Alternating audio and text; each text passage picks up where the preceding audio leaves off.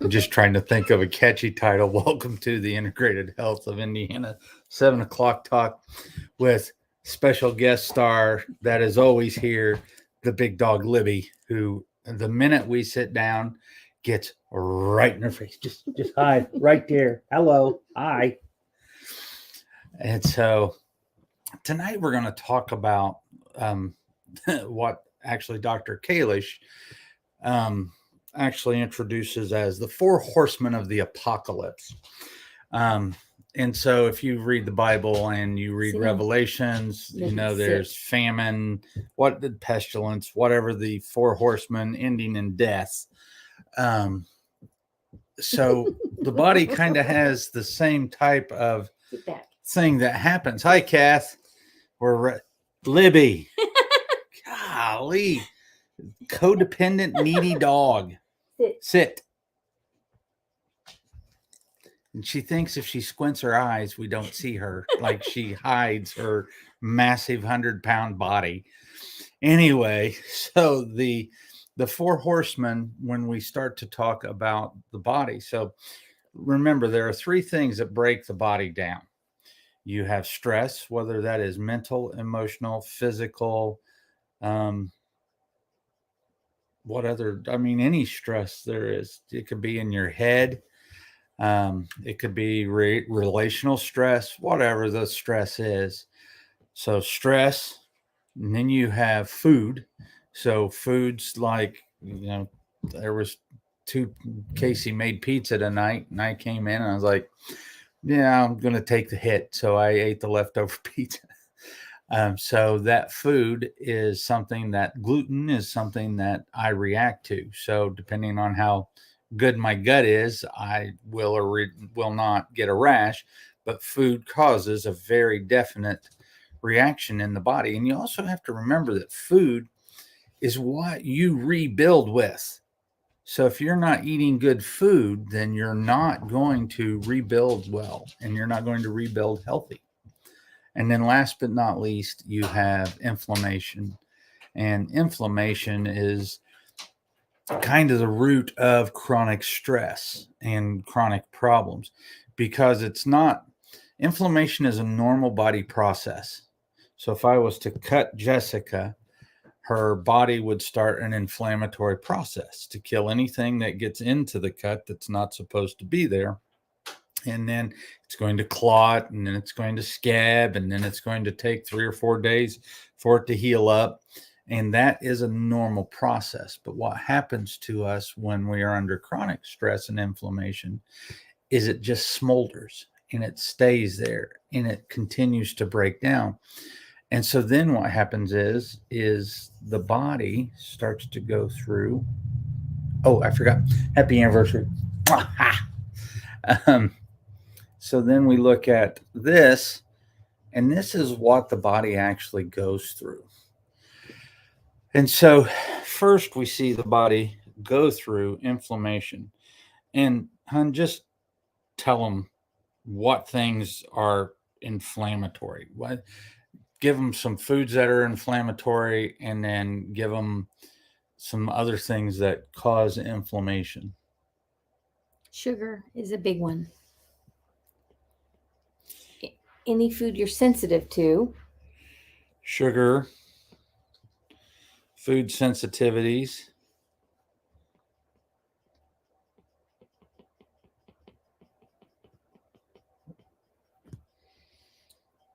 physical.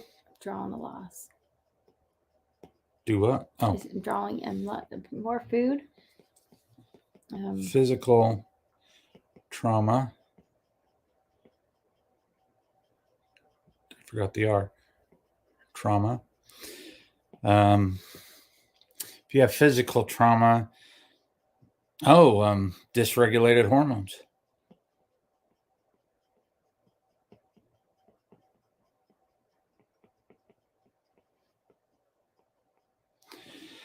And there could be tons of things. We could be talking, like it's physical trauma. You could be talking about abuse.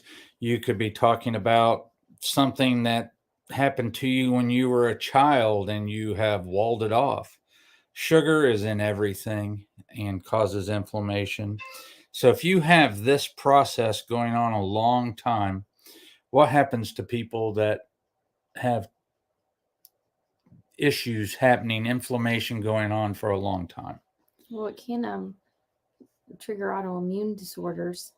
So, It becomes chronic, and then you get the breakdown. so you have autoimmune disorders, and then this catabolic means that things are breaking down. So osteoporosis, osteopenia.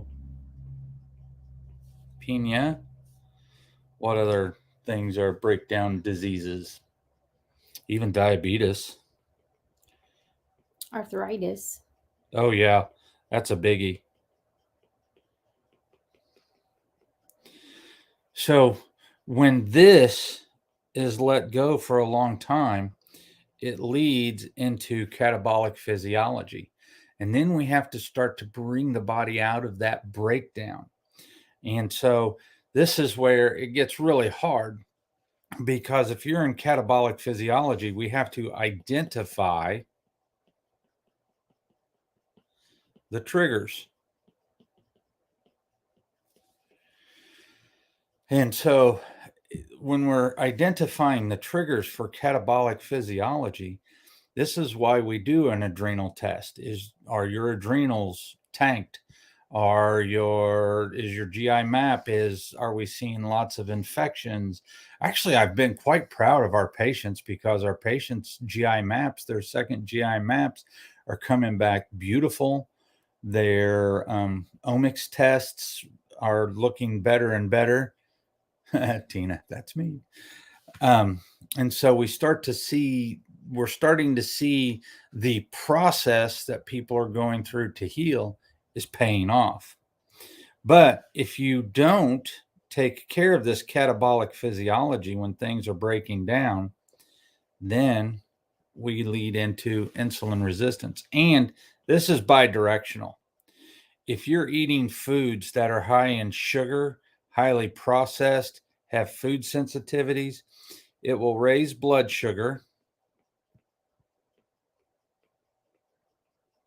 and thereby raise insulin. And you have to remember, insulin is a pro-inflammatory hormone. It is anabolic. So if you have a bunch of insulin running around in your body and you get cut, you don't form a scab, you form a keloid, you form a scar, because you're so inflamed that the body can't do it in regular time. It does it in this super fast process, and it breaks the body down and you get a scar. So then we see the blood sugar, the insulin goes up. And when insulin goes up, lots of bad things happen. And there's a very vicious circle that when blood sugar and insulin go up, it tells the adrenals that we are in fight or flight.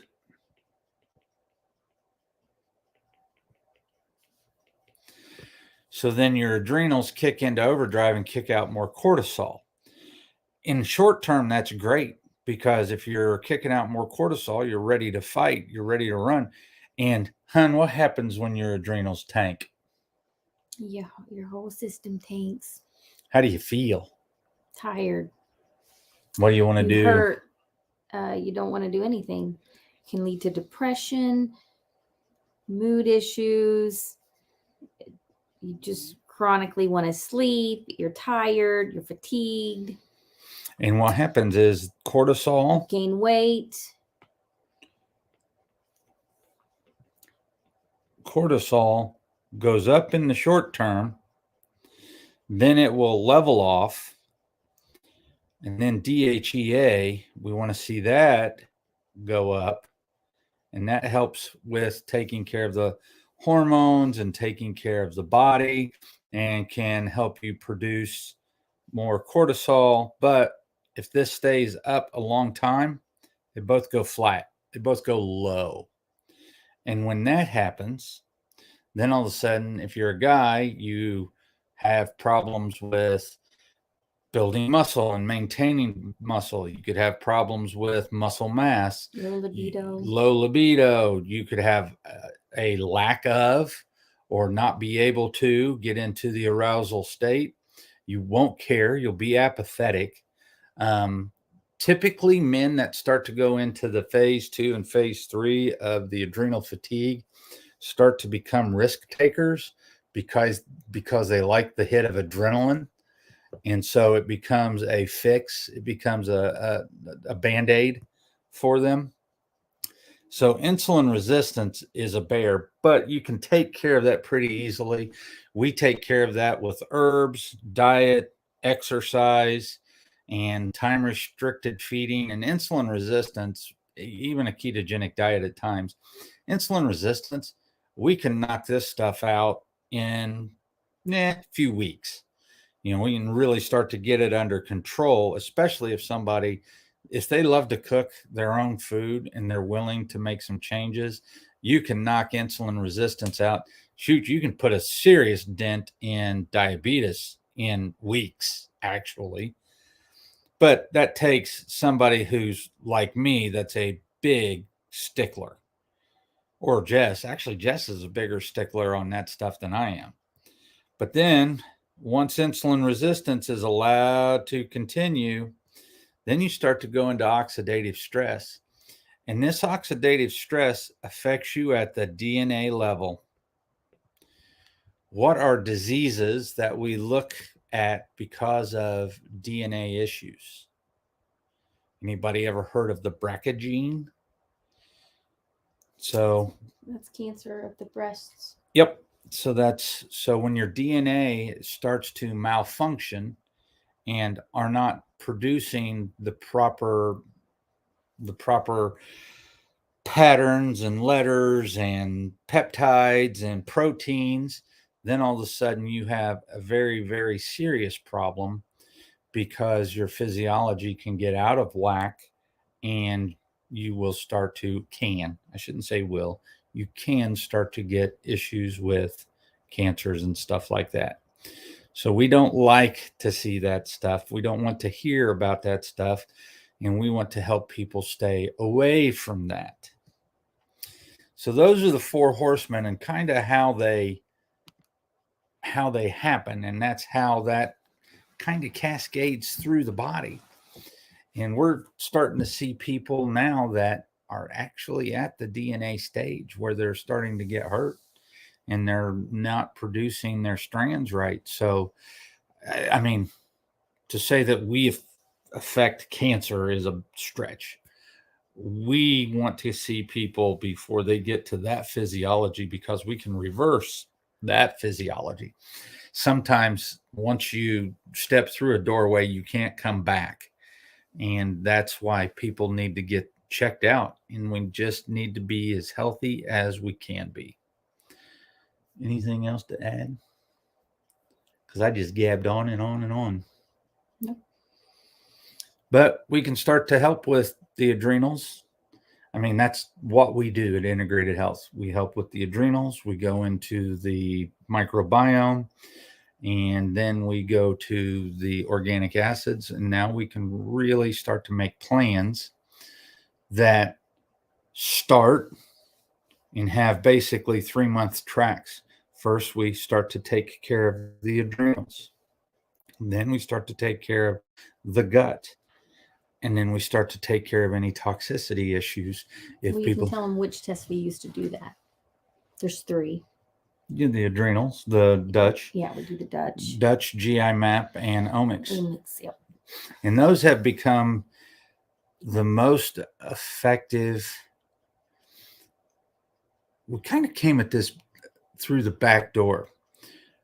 We were doing a lot of the latest and greatest tests as they came out, but to be able to show a patient what's happening, the Biome FX, which I do still like. I mean, it's an incredible test, but it almost has too much information and it doesn't give you the pertinent information. It's a lot of quantity.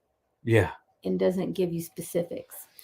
And so now we've gone to something that